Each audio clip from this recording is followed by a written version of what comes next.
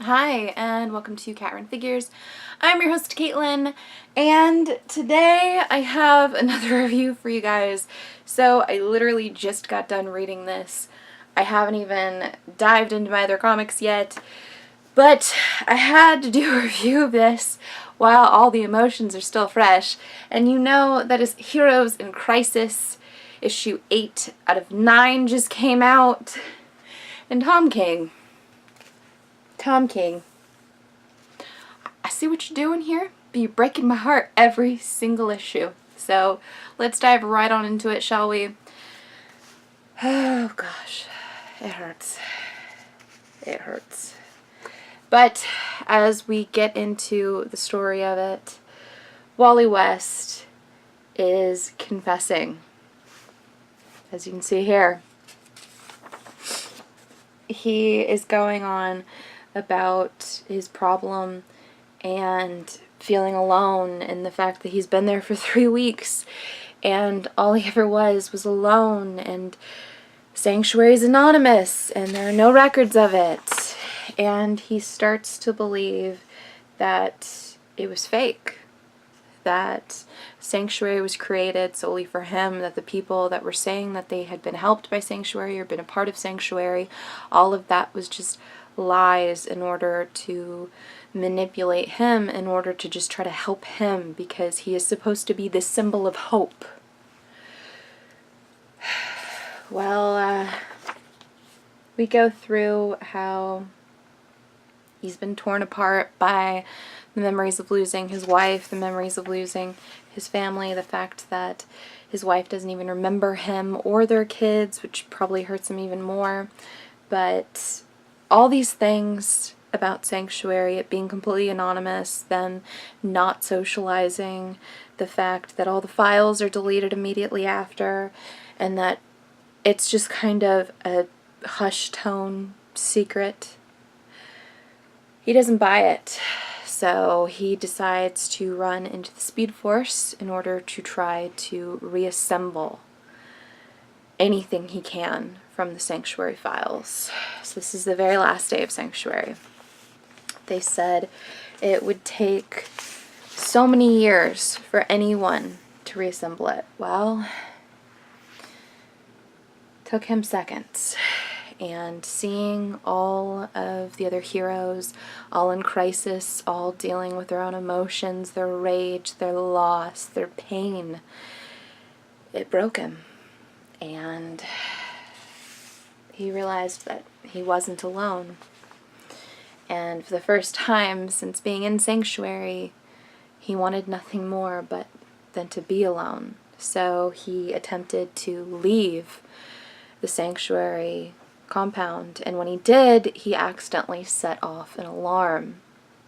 So that alarm then started an evacuation throughout Sanctuary, and he is so just consumed with everything that he's just seen and everything that he has personally gone through, that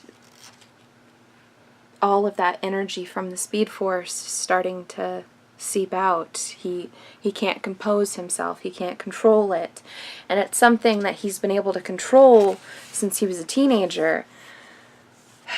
Well, as you can see, he's not being able to control it right now. And unfortunately, that's also when the others started to actually evacuate Sanctuary, and them being heroes, they approached him to try to help him, because that's what a hero would do. And he lost control. So this was an unfortunate accident, heartbreaking as it is. And this panel involving Poison Ivy, which we haven't actually seen a dead Poison Ivy leading up to this, just, it's everyone that was there. Everyone is being killed in this one instant. As a DC fan, that kind of tears my heart out, I'm not gonna lie. But what happens next is what really hurts me. So, Wally's lost control, but he's gonna fix it. He's decided, he knows how he's gonna fix it.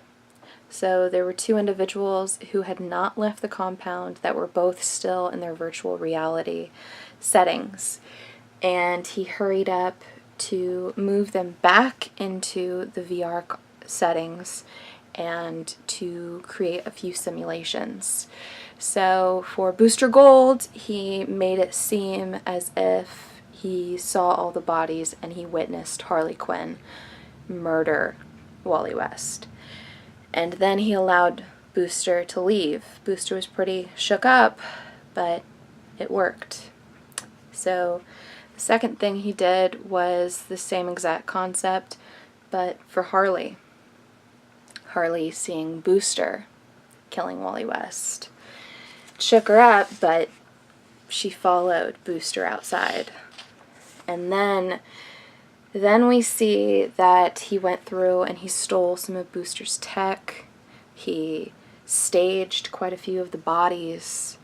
He left certain clues, knowing how both Flash and Batman would look at this case and what they would be looking for, what should go where.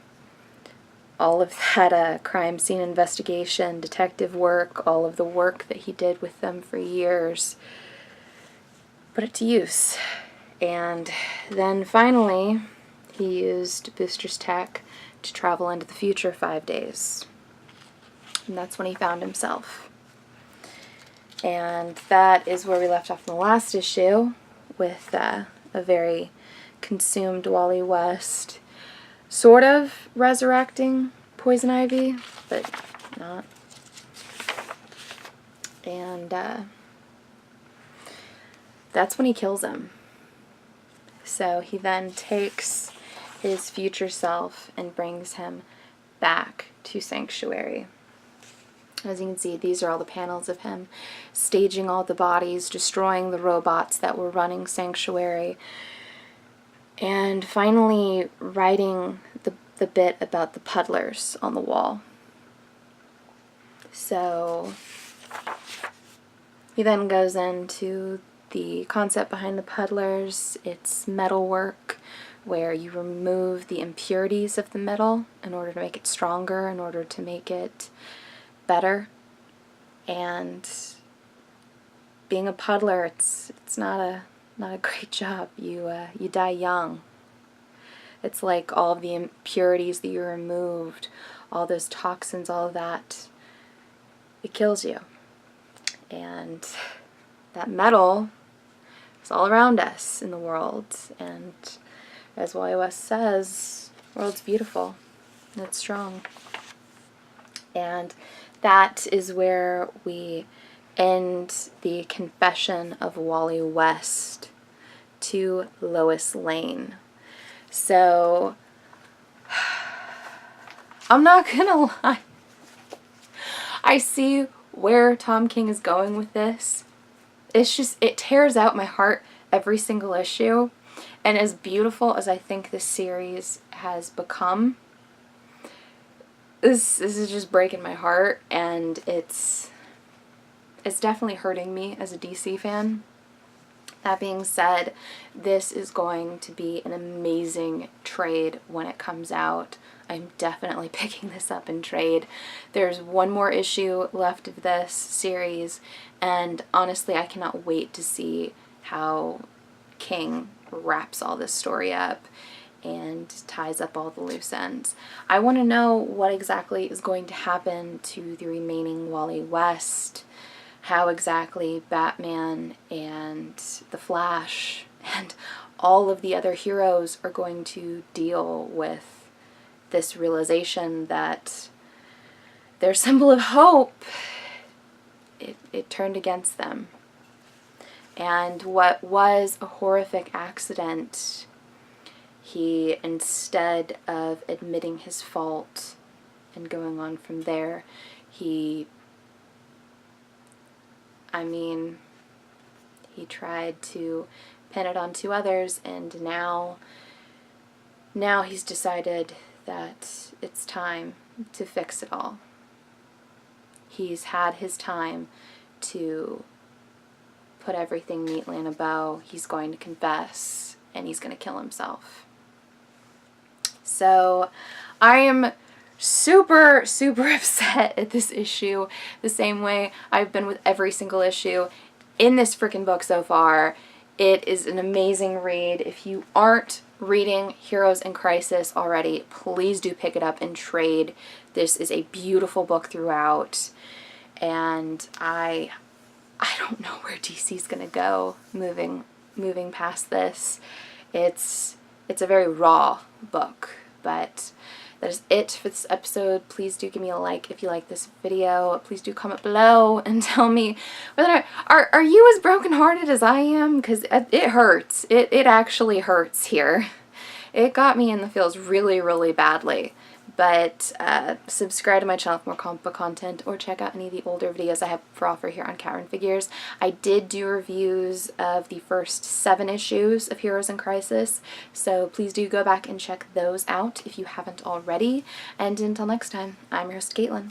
Bye.